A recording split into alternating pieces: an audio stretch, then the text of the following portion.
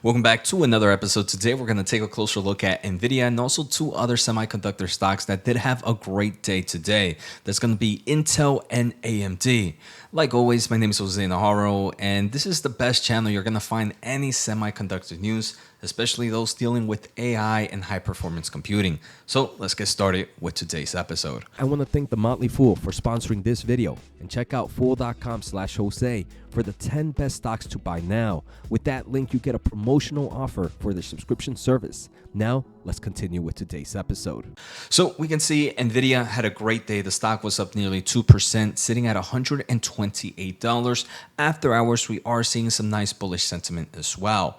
And I think the overall semiconductor market is pretty bullish right now, and we are kind of coming into earnings season pretty soon. So I think a lot of investors are just going to be very curious to see, especially in the AI market, what big tech hyperscalers are going to be doing with things like CapEx. Are they going to continue to invest in AI chips? I think the answer is going to be yes, and that actually moves me to my first point. So we did have an analyst increase their price target today. UBS adjusts price target on Nvidia to $150 from $120 and maintains a buy rating. Like I mentioned, the stock is still at $128, so $150 would be a nice gain by the next few months. So the reason this analyst did increase their price target is, one, they are increasing the overall earnings per share. So they believe that because of the huge demand for AI solutions, earnings per share for Nvidia can jump up to $4.95 by the end of calendar year of 2025.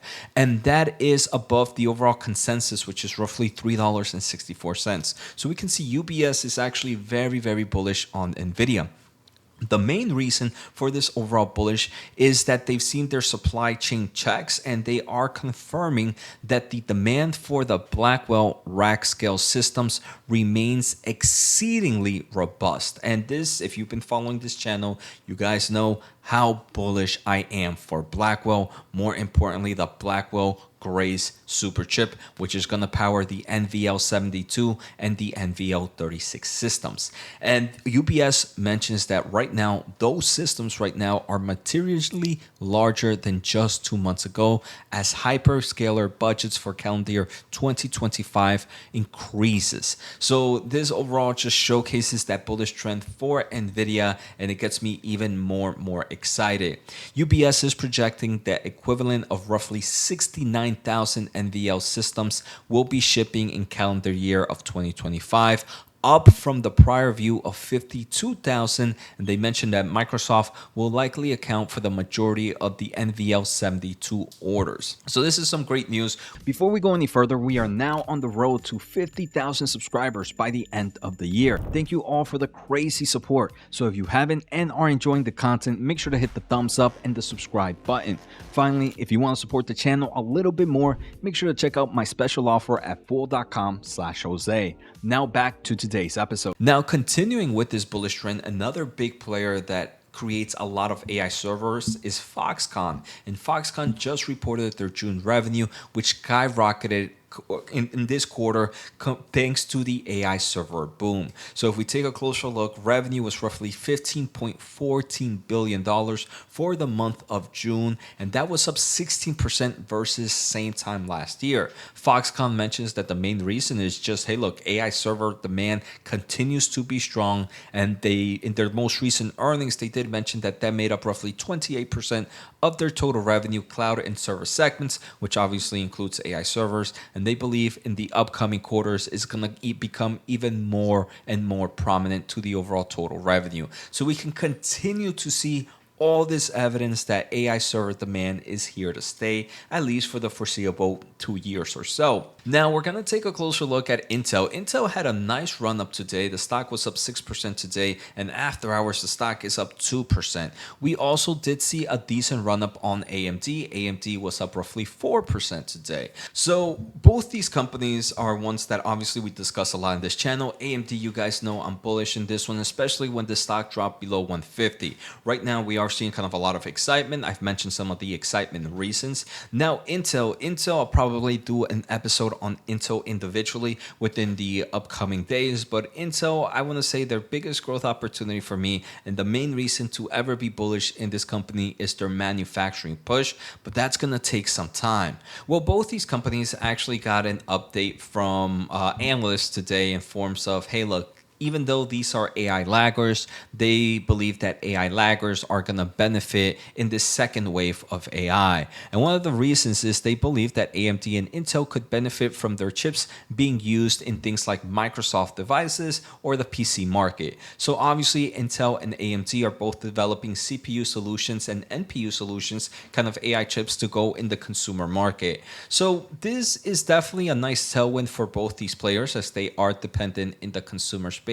But I want to say I don't think that's necessarily a good reason to be bullish, as AI servers, AI PCs are just another iteration of the PC market. So it can obviously be a nice tailwind, but I think the biggest thing here for the PC market is just over inventory corrections are a lot better than they were a few months ago and almost a year ago. So that's definitely a reason, but I don't believe it's going to be a reason to drive these stocks to high levels or to give crazy returns. It's just a nice bullish sentiment. Like I mentioned, for Intel, I think the biggest reason to ever be bullish would be for their manufacturing business. And for AMD, the biggest reason to be bullish would be for their upcoming AI chips, the MI325, the MI350, and more importantly, the MI400, which I've talked about in previous episodes. Intel and AMD also do have some other news, like in kind of their GPU market for the consumer market. Both are expected to release new solutions pretty soon.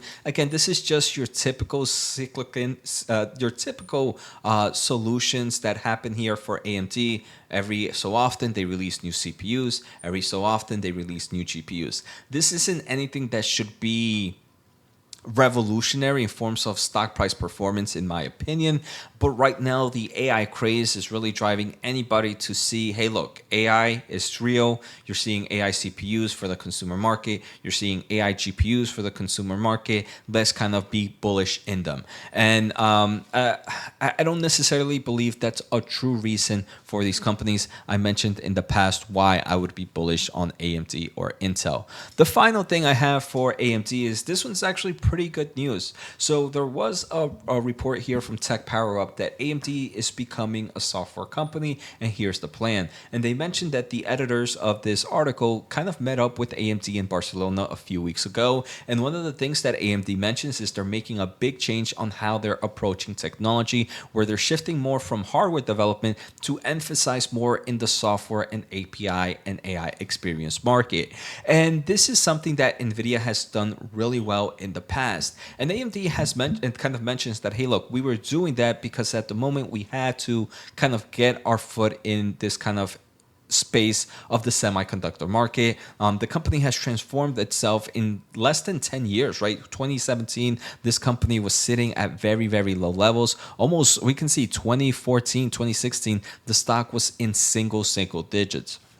So AMD mentions that, hey, look, hardware first was important for us back then, but now as we're kind of developing multiple full stack from CPUs, DPUs, GPUs, NPUs, and other PUs, now it's time for them to focus in software instead. And software is actually better for them because they get to work with the developers and get to say, hey, look, developers, what are you working on? What do you need? And that's how we're going to design our technology. Because even if they create some amazing hardware, if the developers themselves are not needing it, what's the point of creating this crazy technology? And this is where Nvidia has done so well, where they're such a strong software company. They work with such great developers that, hey, look, they talk to the developers of what they need, and then they design their hardware to meet those applications. And that's where there's such a huge demand. So you have to work with software first, and that's what AMD is attempting to do. And I think for most semiconductor companies, that has to be be the ultimate way for you to make it in this semiconductor space. So that's actually really good news for AMD, and it makes me a little bit more bullish on the company.